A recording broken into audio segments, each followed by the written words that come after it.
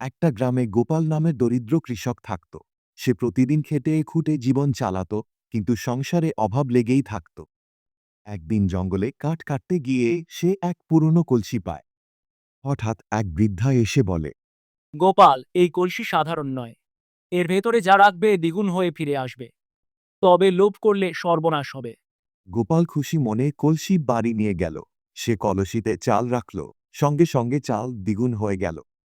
শস্য, টাকা, জামাকাপড় সব দ্বিগুণ হতে লাগল।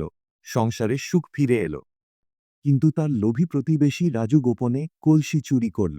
সে তাতে সোনা রাখল, কিন্তু অসাবধানতায় নিজের ছেলেকে ফেলে দিল। সাথে সাথেই ছেলে দ্বিগুণ হয়ে গেল। একজন কাঁদছে, আরেকজন হাসছে। রাজুর মাথায় হাত। অবশেষে সে গোপালের কাছে ক্ষমা চাইতে এলো।